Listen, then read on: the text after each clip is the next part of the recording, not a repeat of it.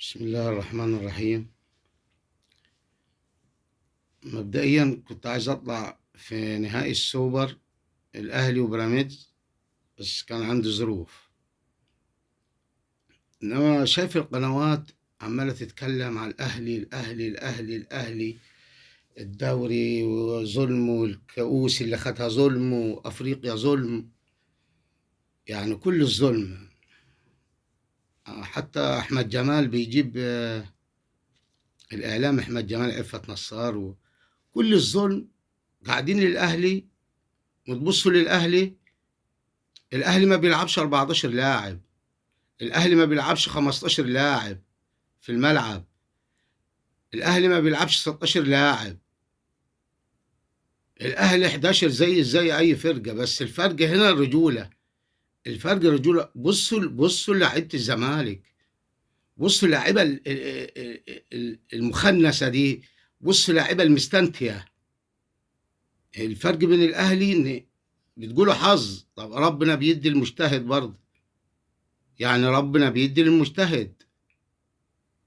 فين؟ أخذ ماتش بالحكم، ماتشين بالحكام، ثلاثة.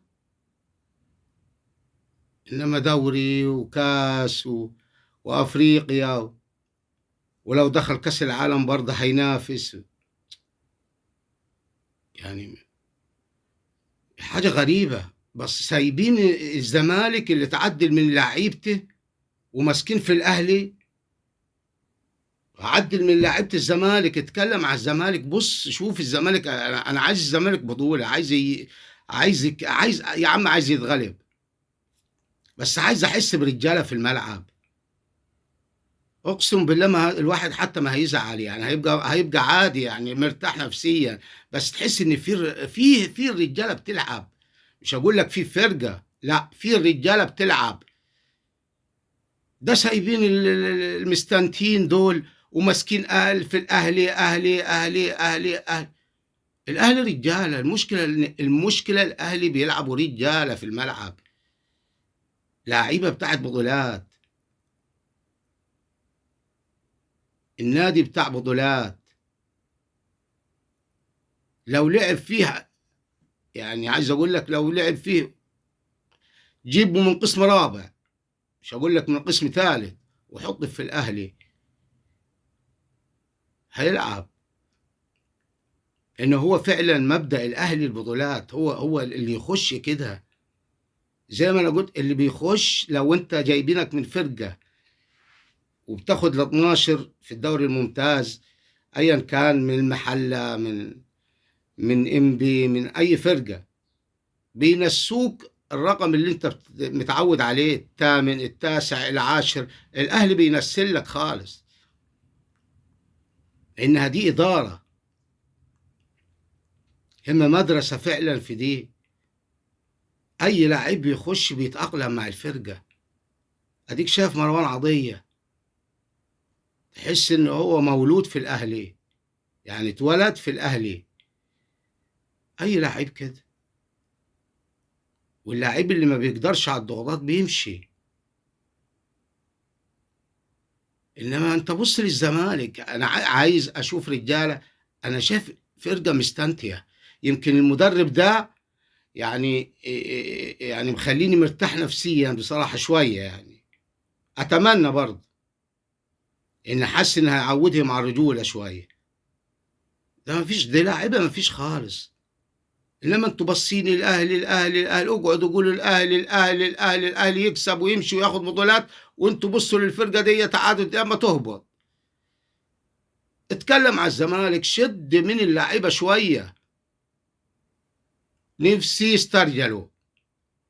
اقسم بالله انا حاسس ان الفرقه، يعني فرقه سيدات بتلعب.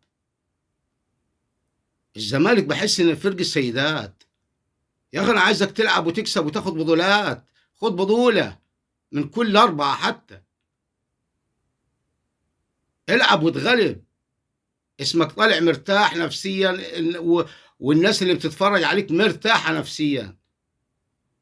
انما انا ما يشغلنيش الاهلي يكسب الزمالك يكسب، ما بيشغلنيش. اللي بيشغلني التعليقات والاعلام انت لاعيبه الزمالك، اللاعيبه اللي بتطلع في الاعلام وتتكلم واعلام الزمالك، بص للزمالك، بصوا للعيبه، عدلوا من اللعيبه من النادي نفسه. ويمكن الواحد انا اول مره اشوفها ان الزمالك اتكاتف مع بعض، اتكاتفوا. انما اقعد اقول اهلي اهلي اهلي، طب ما الاهلي، بص للجنب، خليك في الاهلي بطوله واثنين وثلاثه واربعه، وخليه يهبط الزمالك. عدل من فرقتك الاول، عدل من لعيبتك. انا مش عايز منهم كوره غير انهم يسترجلوا. انت عندك كوره، انت احسن لعيبه في مصر وفي افريقيا في الزمالك، بس هنا يفرق ايه؟ الرجوله، الحماس، القلب. ايه ده؟ يمكن نهائي السوبر، باتشيكو ده حسبي الله ونعم الوكيل فيك يا راجل، ده انت ضيعت مجهود اللعيبه. تغييرات ايه اللي بتعملها؟ ايه التغييرات دي؟ وتراوري سايب بره، والفرقه ماشيه كويس، تعمل تغييرين تقلب الملعب تقلب الملعب. يعني كأن مفيش بيراميدز، مش بتلعب بيراميدز. برضه في مدربين بتبص غلط، بتسرح في المباراه. احمد توفيق، انت بادئ باحمد توفيق يا راجل، شوف احمد فتحي لعب له ماتشين، احسن لعيب في مصر من فتره، من شهر. احمد توفيق اقسم بالله ما يسجل عامل، يعني ما تحطش عامل احمد توفيق، زي المسلوسي.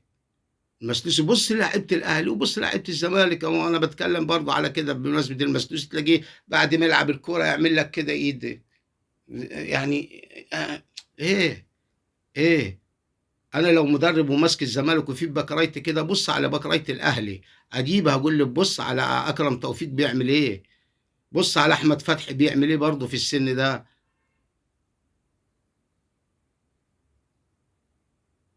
ما هو كان محمد هاني برضه مستنتي، بس الاهلي بيعرف يرجع لعيبته، بيعرف يخليها يلعب، والقلب والرجوله. انما انت يا باتشيكو ضيعت المباراه خالص. ده مش انت مش موجود فعلا، ضيعت اللعيبه. قلت احتسبت عليك بالله، انا اتفرجت تاني يوم او تالت يوم على الماتش.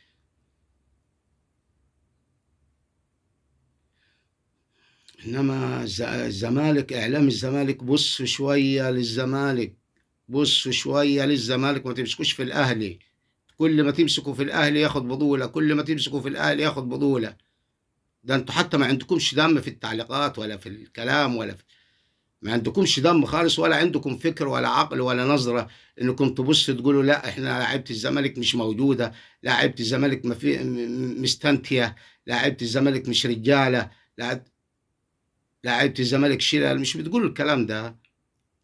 يا عم ما تقولش في الاعلام، روح النادي شوف مجموعة كده تقعد مع اللعيبة او لجنة كورة ايا كان. انما انت كاعلامي ما بتتكلم برضه، بتستضيف وبتتكلم غلط. ده سايبين لعيبة الزمالك وماسكين في الاهلي، مشكلة كل ما يمسك في الاهلي ياخد بطولة، كل ما تمسك في الاهلي ياخد بطولة، وده قرب يهبط. ده انت ما فيش في افريقيا يا راجل، ده انتوا بصوا لعيبة الزمالك، قولوا لهم برضه، هقول لكم تاني، قولوا لهم ما فيش رجولة نهائي، ما فيش حاجة اسمها رجولة عندهم، ما دخلتش الرجولة. افريقيا عندما بيقولوا افريقيا والجرعة تلاقيهم هم خرجوا.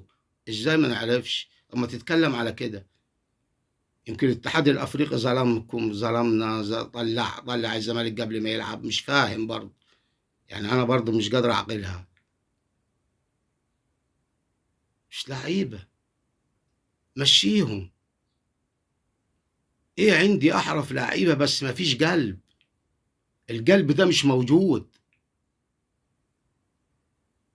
انما الاهلي، بص على الاهلي، الاهلي بيخدم الحظ لان بيجتهد، ربنا بيطلي للمجتهد. لعيبه بتنتحر في الملعب، لعيبه رجاله، حتى في الهجمه وفي الكوره، فاهمين بعض. أو آخدين على بعض أو في حُب بينهم ما بين بعض، إنّما أنت الزمالك بتدرّس الكره للعيبة، مش فاهم في دايمًا شِلَل كده تضيّع النادي، غوّرهم في داهية يغوروا. أنا بس حرق دمي الإعلام حتى أنا طلعت أتكلّم واللي بيستضيفهم بتوع الزمالك وحاجة يعني زفت بصراحة، زفت. اتكلّم على فريق السيدات اللي هو فريق بتاع الزمالك اللي ما فيش خالص، يمكن أنا يعني بأمل خير زي ما بنقول كده في المدرب الجديد ده، إن يعلّمهم الرجولة شوية.